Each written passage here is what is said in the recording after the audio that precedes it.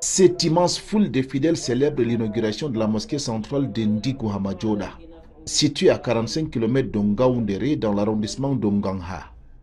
À la mi-journée, les invités se sont joints à la communauté villageoise pour effectuer la prière inaugurale.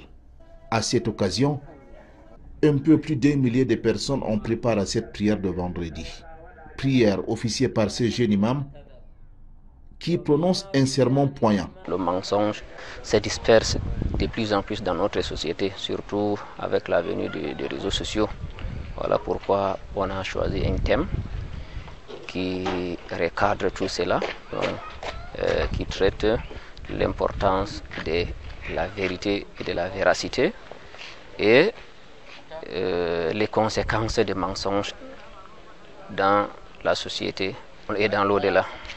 La construction d'un bâtiment d'une capacité de 500 places est financée entièrement par des bonnes volontés. Mais la main reste étendue pour la construction d'un bloc comprenant un espace de prière pour femmes, les toilettes mortuaires et un point d'eau.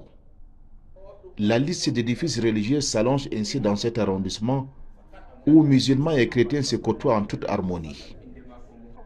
Sa Majesté Mohamedou Hayatou Issa, guide spirituel dans le département de la Vina, commet une forte délégation d'érudits et de notables pour lui représenter. L'un des soucis de Sa Majesté est de rapprocher les musulmans de leur lieu de culte.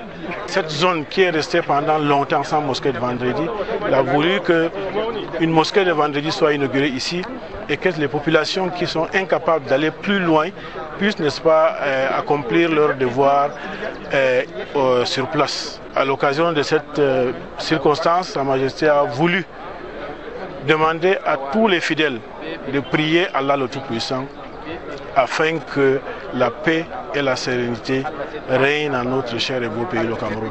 L'AMDA a demandé que les gens soient, n'est-ce pas, sincères dans leurs prières afin que cette année 2024 soit une année de paix, une année de succès et une année d'émergence pour notre pays. Ce village de l'éleveur Peul est fondé dans les années 1836 par le charismatique Yaya Bambanaji, venu de Troua dans le nord du Cameroun, à la recherche de meilleurs pâturages pour son cheptel. Plus tard, il sera succédé par Modibo Hamayero, puis Modibo Hamadjam et Nana Hamajoda, qui régnera de 1958 à 2007, où il meurt de suite d'une maladie, cédant le trône à son frère cadet, Mohamedou Iya.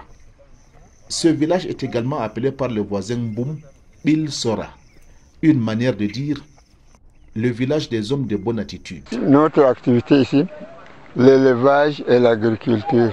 Le moment de l'insécurité, ça nous a quand même réduit un peu, mais grâce au pouvoir public, avec la sécurisation de notre arrondissement, les gens commencent à revenir un peu. Le village commence à être animé comme avant. À partir du village, l'homme a une vie imprenable sur le mont Gangha. Hormis sa richesse touristico-culturelle, Ndigo Hamajoda regorge un jardin écologique unique, encore protégé par les riverains.